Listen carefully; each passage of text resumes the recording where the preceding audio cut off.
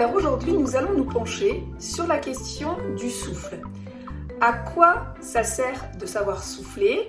Qu'est-ce que ça engendre comme nouvelle compétence chez mon enfant quand il souffle? Alors souffler, c'est important pour plusieurs raisons. D'une part, quand on souffle, ça permet de tonifier les muscles des joues, mais aussi les muscles des lèvres, d'accord? Et un muscle qu'on ne voit pas et qui s'appelle le voile du palais. Donc, dans un premier temps, souffler permet de tonifier les muscles bucco-faciaux, les muscles de la bouche et du visage. C'est également important de savoir souffler. Pourquoi? Parce que quand on souffle, la langue est en rétraction dans la bouche. C'est-à-dire que la langue est bien dans la bouche, bien située dans la bouche. Elle est donc plus tonique également et elle est en bonne position dans la bouche, c'est-à-dire qu'elle n'est pas en position basse.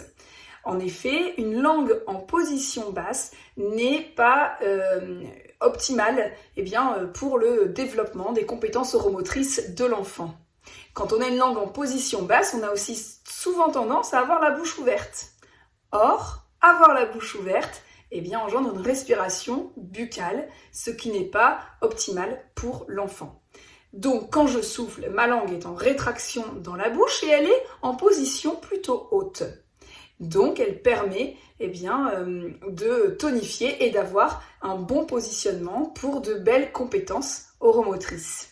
Donc, vous l'aurez compris, souffler, c'est hyper important. Ça permet de tonifier les muscles des joues, les muscles des lèvres. Ça permet de tonifier la langue, d'avoir une bonne position de cette langue dans la bouche et donc de favoriser une fermeture de bouche au repos. Donc, n'hésitez pas à utiliser de divers outils ludiques pour apprendre à souffler à votre enfant. Il y a des jeux de souffle qui sont plus ou moins difficiles. N'hésitez pas à essayer avec votre enfant, souffler, ne serait-ce que souffler sur des petits bouts de coton, des petits bouts de papier.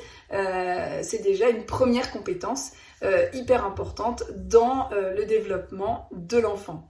Si toutefois vous posez des questions sur le développement des compétences oromotrices de votre enfant, n'hésitez pas à en parler à votre médecin qui pourra vous orienter, si nécessaire, vers un orthophoniste.